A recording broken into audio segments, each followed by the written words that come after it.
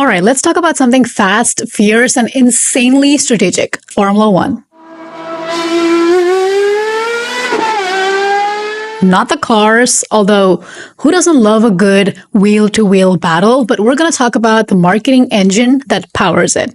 Yes, pun intended. Because let me tell you, F1 isn't just about cars going vroom vroom around a track. It's one of the most high-stakes branding battlegrounds in the world.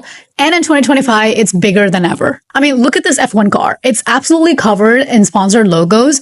And notice how every inch is actually monetized. I'm sorry, I love Formula One. I love cars. I love the drivers. But this is what mostly gets my attention. It is race season, and we had a very eventful first race. So I'm very excited to talk about this episode. But before that, hi, I'm Anusha Kannan, a marketer with a background in data science, engineering, marketing, and storytelling. And this is a Marketing Woman podcast. If you're into marketing, analytics, business, personal branding, or AI, we cover all of it here. And now let's go vroom vroom. Now, I always love to go back to the foundation. So I went and did very little minimal Google research. And how did F1 actually become this billion-dollar marketing machine? Back in the 1950s, it was just a racing series. Teams were funded by private bankers, car manufacturers, and rich people who basically just loved speed. But then came the 1970s, and cue the real money.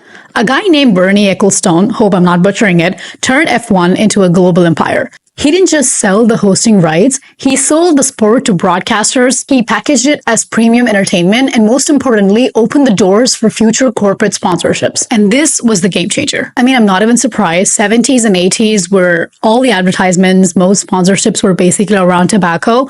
And I just did a quick Google research, and I found this image from Wikipedia from 1980 of Alfa Romeo appearing with Marlboro. Now, fast forward to 2025, brands are fighting to get their logos on F1 cars. But why is that? Because the numbers are insane. We're talking about a sport watched by more than 1.8 or 5 billion people across the world, 180 plus countries. And now with Netflix's Drive to Survive and the US audience growing, the audience is more younger and more diverse than ever. F1 is not just a sport anymore, it's a lifestyle, and brands want to be a part of it. I mean, companies are willing to spend $50+ million just to be associated with Formula One for a season.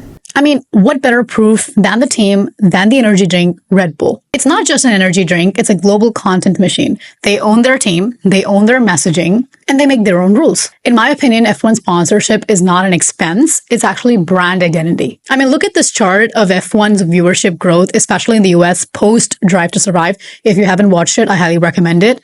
It is good. It's actually pretty good. All right, so let's talk about 2025 and some of the biggest brands that are doing absolutely amazing in 2025 in association with Formula One. I mean, Lando Norris did win the last race. I'm going to start with McLaren and their brand deal with Google. It's the perfect tech play. McLaren and Google, this is my favorite partnership because it screams modern tech marketing partnership. When I was watching the race and I noticed Google Chrome on every McLaren cars everywhere, I kind of wanted to understand, are they just slapping the logo, or is there any other deeper partnership going on?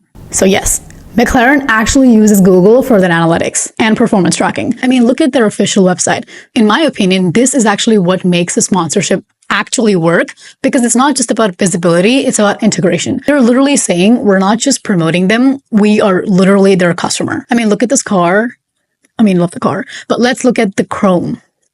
Look at the Google's brand placement at its finest. Number 2, Red Bull and Oracle. I like to call them the data-driven giants. I don't know what it is about Red Bull's team, but I always feel like they have all the data points, and that is why they keep winning. Like I mentioned, Red Bull has mastered the art of sponsorship. They own the team, they own the messaging, they own the brand. And just like Google Chrome, Oracle is also proving that B2B software companies can win in this space by using F1 for real-time data-driven marketing. The result, Red Bull is actually one of the most recognized sports teams in the entire world, and Oracle is proving that cloud computing can be just as sexy as fast cars. The third one is my favorite, my personal favorite. I don't know about you, but the entire race, yes, I was focused on the drivers and the cars and everything else, but one of the most important things that I noticed was Louis Vuitton. It was just, I hope I'm saying it right, but it was just in my face the entire time. Louis Vuitton has actually entered F1 game officially as of 2025 and has become the title partner for the Australian Grand Prix. This isn't just about, again, slapping a logo on a car. It's a part of 10-year partnership with LVMH and Formula One. The goal here is to bring the high-stakes world of motorsports even closer to the world of high fashion. Beyond branding, LV introduced bespoke trophy trunks for the podium finishers, each one designed with the brand's signature monogram, but of course tailored with colors representing the host country. If you've ever seen how LV dominates other sports like tennis, you know that this isn't just sponsorship, it's actually storytelling. Now, this is an interesting one because Aramco, the Saudi oil giant, is actually betting big on F1's push towards sustainability. Aston Martin's sponsorship with them isn't just about sponsorship or branding, it's about shaping the future of green energy in motorsports. This is why F1 sponsorship are often deeper. It's not about immediate wins, quick wins. They're often a long-term business strategy. Now, the last one, Crypto.com, I know you noticed it everywhere. Don't lie to me. Crypto.com is everywhere on the track. And let's be honest, they've nailed the high-risk, high-reward sponsorship play, with cryptocurrency markets currently fluctuating. It's a bold move because F1's high stakes, high speed image is exactly what crypto brands thrive on. So the takeaway is, if your brand is about innovation, risk, and speed, F1 might just be the place for you to be at. Listen, F1 isn't just a sport, although I love it with all my heart. It's actually a marketing case study in motion. I'm so full of puns today. The team, the sponsors, the entire ecosystem is a perfect example of how to build a brand with global reach and deep emotional connection. And in 2025, it's only getting bigger. So whether you're in B2B or B2C, or you just love watching cars go really, really fast, there is a lesson here. The brands that win aren't just the ones who show up. They integrate, innovate, and captivate. All right, that's all for this week's episode. This episode actually made me think a lot about what might have the olden F1 sponsorship partnerships looked like. I'm curious. Let me know if you'd be curious to know that too. So I have a couple things for you to do. First, let me know if you think I missed anything in this episode. Number 2, what's your favorite F1 marketing play right now? Number 3, what's your favorite F1 team? And lastly, hit that subscribe button. Follow the Marketing Women podcast on LinkedIn. Follow me on LinkedIn. Drop a comment, DM me on LinkedIn. And if you're a brand thinking about getting into F1 sponsorships, let's talk about it. Let me know your experience. I would love to hear that. And YouTube thinks you like this one.